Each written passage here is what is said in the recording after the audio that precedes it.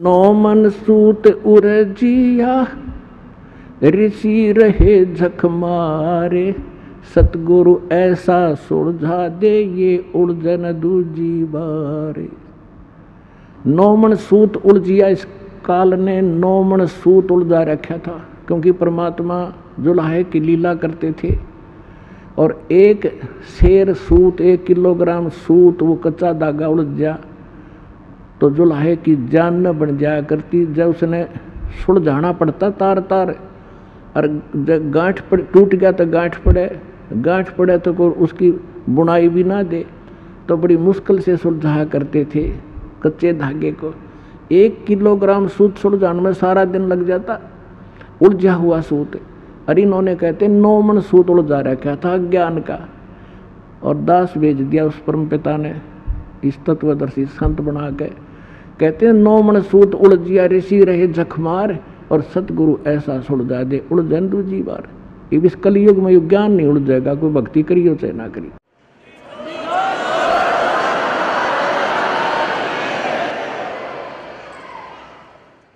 तो पुण्यात्माओं, आपका सौभाग्य है कि आपका जन्म ऐसे समय में लख बर सूरा जूझ ही, लख बर सांवत दे, लख बर यति जहान में तो सतगुरु शरणा ले। आप उन पुण्यात्माओं में से हैं जो युगों युगों से संघर्ष करते आ रहे हो। परमात्मा कहते हैं साधों से ती मस्करी और चोरा नाल खुशहाल, मल अखाड़ा जीतेंगे ये युगन युगन के माल। जैसे परमात्मा ये बताया करते थे कि हम सारा ज्ञान सही बतावें, हमारे साथ तो मजाक करते हैं, और इन चोरा नाल खुशहाल, ये झूठे कपटी सारे झूठ बोले संत ऋषि महर्षि इनके साथ प्रसन्न है, और कहते मल अखाड़ा जीतेंगे ये युगन युगन के माल। माल माने रेसलर, पहलवान जो पहले से एक्सरसाइज कर रहे होंगे, वही अंत समय में जब उसके आमना सामना होगा वही विजयी होते हैं, जो पहले अपना युगों युगों से ताकत ग्रहण कर रहे हैं। तो आप युगों युगों से आ रहे हो इस परमात्मा के इस भक्ति के अखाड़े में, आप बहुत दिनों से एक्सरसाइज करते हुए आ रहे हो। अब फाइनल गेम हो गया है, तो अब आप वो पहलवान हो, वो रेसलर हो। कहते हैं साधों से ती मस्करी इन चोरा नाल खुशहाल, मल अखाड़ा जीतेंगे ये युगन युगन के माल। आप वो युगन युगन के माल हो, वो एक्सरसाइज करते आ रहे हो, अब आपका कल्याण होगा। लेकिन इसमें सबसे बड़ी चीज़ मर्यादा है, और मर्यादा के अंदर हमने आपको पहले बता भी रखा है। नियम दान दीक्षा देने से पहले भी आपको खूब बताया जाता है, दीक्षा ले तो उसको पूरा करना, तब आपको लाभ होगा।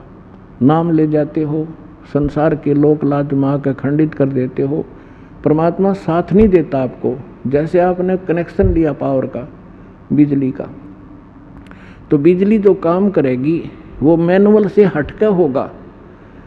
जैसे आप पहले अपना संस्कार प्राप्त कर रहे थे, वो तो नहीं सोच ले मैनुअल हाथ से आटा पीस रहे थे, और फिर पावर कनेक्शन ले लिया 3 फेस का, और 4 किलो वाली मोटर वाली, फिर एक कटा 1 घंटे में 1 क्विंटल पीस दे, और जब 2-3 घंटे में 2 किलो नहीं पीसता था हाथ से मैनुअली। तो आपके सारे कार्य जब परमात्मा की पावर से होंगे वो न्यारे दिखेंगे, और कनेक्शन कट गया तो फिर वो हुआ चक्की फिर चक्की की न्यू खड़ी रहेगी। तो कनेक्शन बना कर रखना, परमात्मा का फिर लाभ देखना। जनता देखा करेगी आपके घरों की तरफ कि इनके रोजाना से कैसे बरकत हो रही है, कैसे ये फल फूल रहे हैं। तो परमात्मा वाले ही काम किया करता है।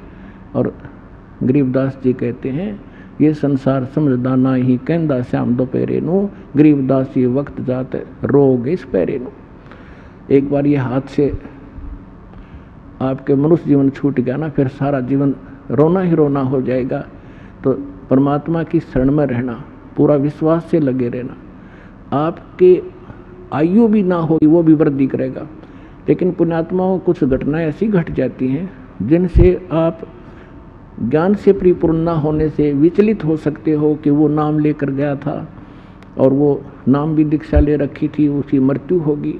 दास ने सबसे पहले कहा है कि मर्यादा प्रथम है। जब लग हंसा हमरी आना और काल लगे नहीं तेरा बाणा। परमात्मा कहते हैं जब तक मेरी मर्यादा में हंस रहेगा काल अटैक नहीं कर सकता। हम गलती करते हैं लोक लाज में आकर के। अब क्या है कि एक घर में एक सदस्य नाम ले गया और 6 सदस्य विरोधी हैं, तो वो नाम ले गया अवश्य, और उसका नाम खंडित वो कराए बिना रहते नहीं, इसलिए हमने ऑप्शन छोड़ रखा है कि अपना आकर के फिर कनेक्शन जुड़वा लो, नहीं तो पावर नहीं आएगी आपके घर पर। तो उस दौरान जब आपका नाम खंडित हो गया और आपका संस्कार मृत्यु का आ गया, भगवान रक्षा नहीं कर पाओगा। तो उस घटना को देखकर ये हो जाता है इसने नाम भी ले रखा था और फिर भी मर गया, और वो तो कहते हैं हम उम्र बढ़ा दें। तो ये अज्ञान का ही एक अलग से प्रमाण होगा। जिसको ज्ञान होगा वो नहीं स्वीकार करेगा कि इसका नाम सही होता तो नहीं, फिर भगवान की वाणी फेल हो जाती है। तो इसलिए इस कनेक्शन को बनाए रखना और फिर देखना खेल दाता के सतगुरु जो चावे सो कर ही 14 कोट दूत जम डरही। ऊत भूत चमत्रास निवारे और चित्रगुप्त के कागज पाड़े, आपकी किस्मत के लेख बदल देगा।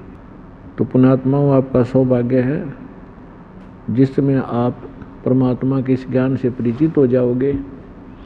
आप अपने गए हुए समय को बहुत याद किया करोगे।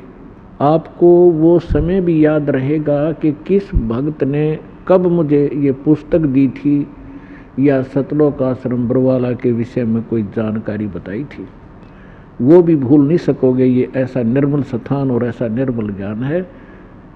तो आपसे प्रार्थना है अपनी भक्ति सफल करो, और प्रत्येक भक्त का परम कर्तव्य बनता है कि इस सच्चे ज्ञान को अपने पूरे विश्व के भाई बहनों तक पहुंचाओ और यहाँ से प्रचार सामग्री ले जाओ और सबका कल्याण करवाओ। बोलो सतगुरुदेव की जय।